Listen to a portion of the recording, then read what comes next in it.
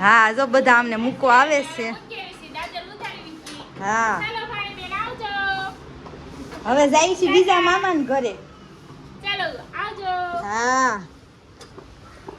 અહીંથી જવાનું છે આપણે બીજા મામાને ઘરે પાસોદરા, એટલે આમ જાય બધા મૂકવા આવે છે. ચાલો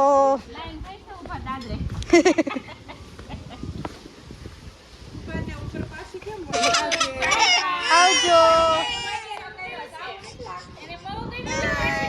બેનને બહુ ગમી ગયું છે.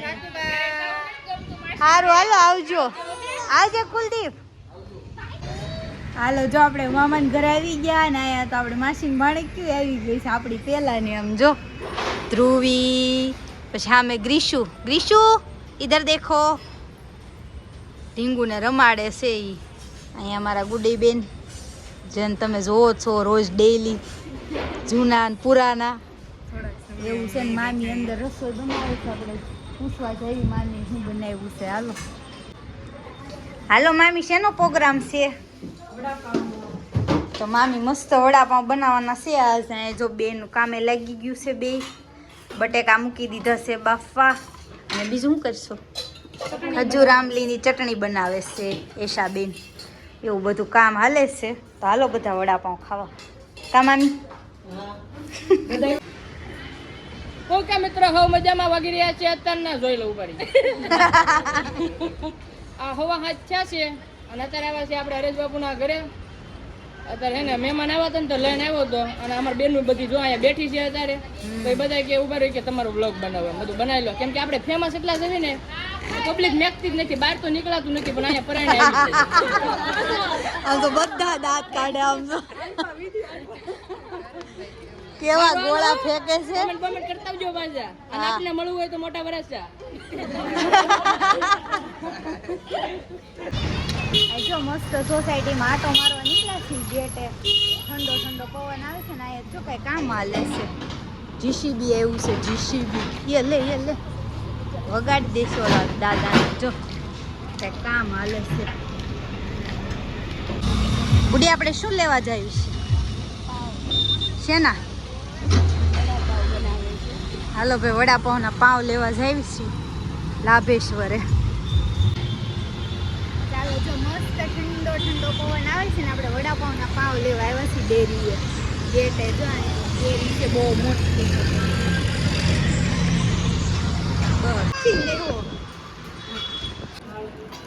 જો મસ્ત વડાપાઉં બની ગયા છે. અહીંયા જેને પટ્ટી ખાવી હોય તો પટ્ટી, ગોટા, લીલી ચટણી, ખજૂર આમલીની ચટણી. તને શેના દાંત આવે? એ તો બધા જમવા બેસી ગયા છે. અને આમાં ઢીંગુ બેન ને જો ઠેકડા મારવા ન કરા. ગુડી બેન વડાપાઉં ભાવે છે ને? બહુ ભાવે. એવું છે તો ભૂખ લાગી છે તો ફટાફટ ખાઈ લેવી. હાલો જો આપણે ઘરે આવી ગયા ને તો બાપુ ને આવ્યા તા બેહવા. જો કેવી ફાંદા ઉપર બેઠી છે આમ જો.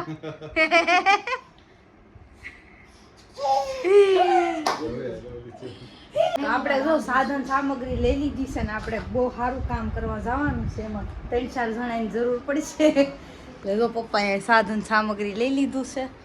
આ જોઈને ખબર પડી ગઈ છે બધાને ક્યાં જાય છે. ગાડી ધોવા જાય છે. જો કેટલા વાગ્યા છે? 5:30 થયા છે ને 5 થઈ છે. હવે જોઈ કેટલા વાગ્યા લગી ગાડીઓ ધોઈ છે. 3 ગાડીઓ ધોવાની છે. એક મોટી ગાડી, 2 ટુ વ્હીલ. કેટલા? 7:30 થઈ જશે. 7:30 હા તો આજે તો ધોઈ નાખજો. 7 માં 5 બાકી હોય તો અહીંયા હાજર થઈ જાય. મમ્મી લાગી છે બહુ ભૂખ અને એકટાણું છે એટલે કે 7 વાગે ને તમે આવજો. તો હાલો આપણે જઈએ ગાડી સાફ કરવા.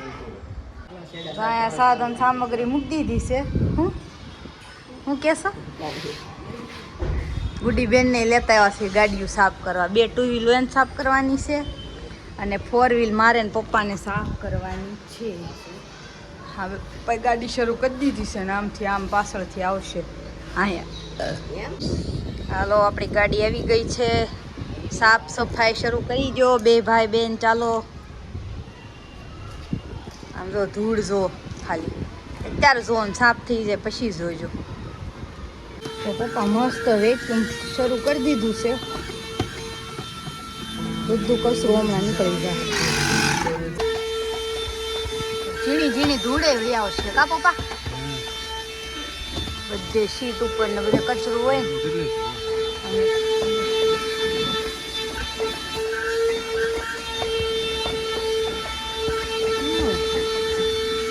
બેગી પેન્ટ લેવાશે.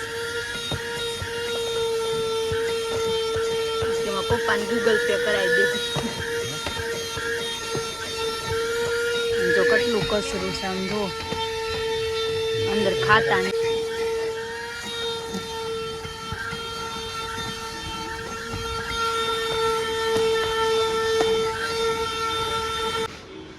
હાલો બધુડા બેન ને નીચે લેતા આવ્યા છે વોકર લઈ. હાલો દોડા દોડી કરો હાલો. હવે બધુડું ઈ બધુડું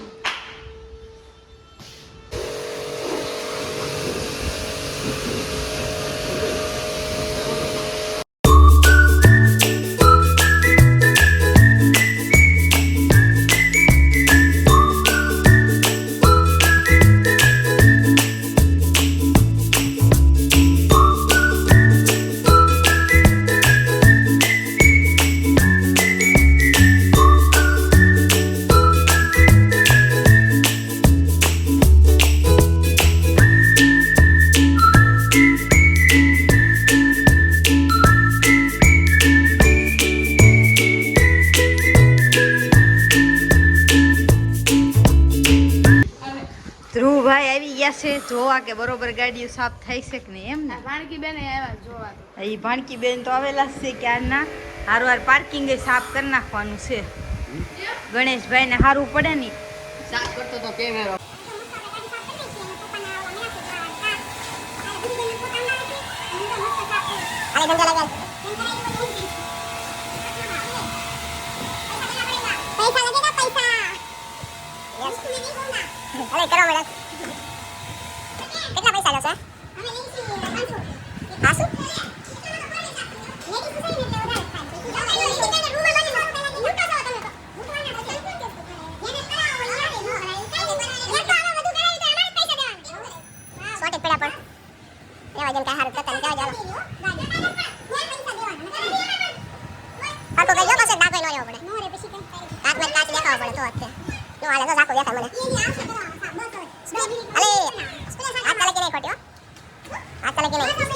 હાલો જો ભાઈ પપ્પાનું કામે ઓલમોસ્ટ પતી જ ગયું છે. હવે છેલ્લી ફાઇટિંગ હાલે છે એટલે પપ્પાનું કામે પૂરું. એની ગાડી મસ્ત ચકાચક સાફ થઈ ગઈ જોઈ લો.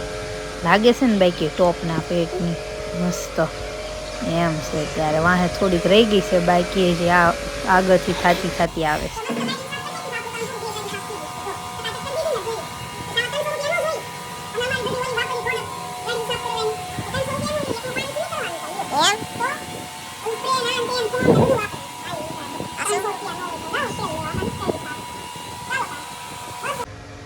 હવે આ ગાડી સાફ કરવા આવ્યા છે. પપ્પા એમ કે બેગનું સારું લાગે તો ગાભા લઈ લઈને મંડાવ સાફ કરવાનું. એવું છે તો કલાકથી સાફ કરે છે પપ્પા. આપણે નથી કરતા, આપણે વિચાર આવ્યા છે કા પપ્પા? બેગ હોય તો સાફ તો કરવી પડે.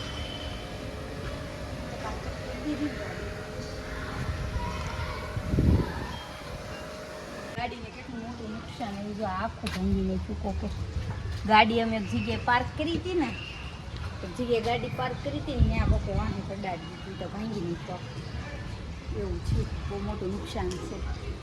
હાલો જો મારા બેન પૂરેપૂરી હાલવાની કોશિશ કરી રહ્યા છે. શરૂઆત કરી દીધી છે ગોઠણિયા માંડવાની, એટલે થોડાક દિવસમાં બેન હાલવા મળશે એવું લાગે છે.